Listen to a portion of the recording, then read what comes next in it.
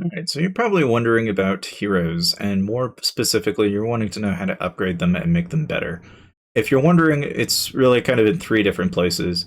You first, obviously, you acquire shards to upgrade their tier, which then correlates to the skills and the leveling for said skills, right? Now, if you're thinking in terms of what is exploration, what is expedition, typically expedition is PvP, sitting out and hitting beasts, going out and fighting other players. Exploration is more your arena. That's where this comes into play. Okay. Now, that's more towards the actual individual hero. Now, you have the gear. Now, of course, you have the individual gear piece, which obviously gives them exclusive skills, damage, bonuses, all that fun stuff, right? As well as the individual gear pieces. And a big part of what you'll probably spend most of your time doing is leveling up your mythic pieces of gear and leveling these up. And then when you're done leveling them, you'll then go and get essence stones. And essence stones, it gets gradually, pretty easy when up to about 5. Once you get past level 5, it's like a good chunk of stones. Like in this case, it's 80 just to go from 7 to 8. If you want a full chart, you're welcome to, look at this chart here. But the main thing here is that if you're leveling your hero, you're going through and you're doing the skills, you're doing the gear. These are all places where you can really add a lot of the power to your hero. But I'd say where a good chunk of it comes from is really just not just in the gear, but like even the individual gear that's unique to the hero, as well as the number of stars and their actual level. Outside of that, really, as to what hero, where, I will say that you have to think in terms of where is this value going to come from down the road. And I can say that if you invest into a single Gen 1 hero, it's only going to be valuable until there's Gen 2.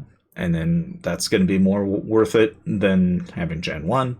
Obviously, once you have Gen 3, you'll go to Gen 3. So one investment a lot of people like to make is really not so much in the individual hero, but they're in their actual gear.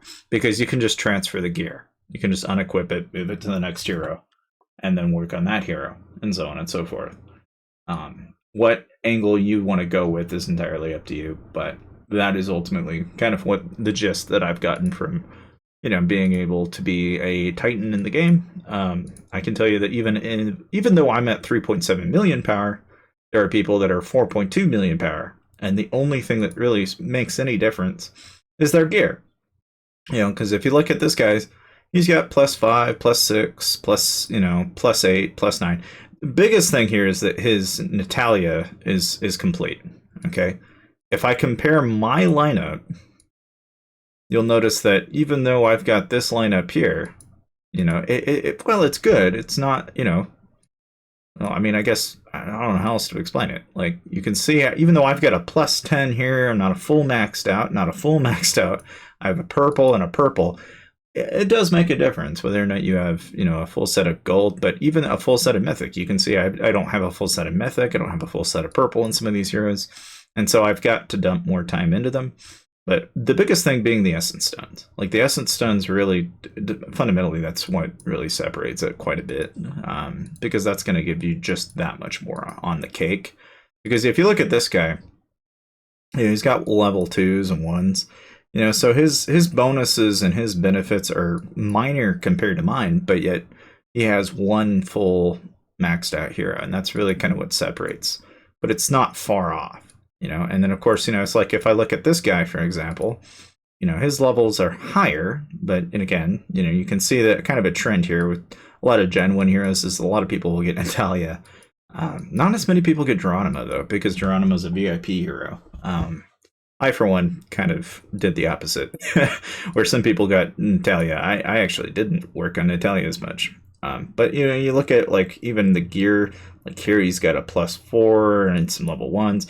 These are all things that like they add up. They'll make a huge difference in terms of how well you're going to do against other players and such. But ultimately, you want to get a full set of mythic gear pretty early on if you can. Ultimately where you are in terms of skills, your levels, and the number of tier stars that you have on your heroes, are all going to make a difference. But I will point out that typically the people that have the most advantages are the people that are looking at their expedition heroes and paying very close attention to what skills they actually bring to the table. You know, Zen having some of the, one really helpful construction speed boost, but not so much, you know, in terms of actually fighting, you know. But if you compare him to like Geronimo, Geronimo's got a bunch of attack abilities that help during combat. And so, in some ways, you have to kind of prioritize your heroes according to whatever you plan on using them for and whatever budget you have. But more or less, that's all you need to know as far as heroes and hero gear. Hopefully, you learned a thing or two about Essence Stones and, you know, just gotta get a general gist of what you have to expect going into the game.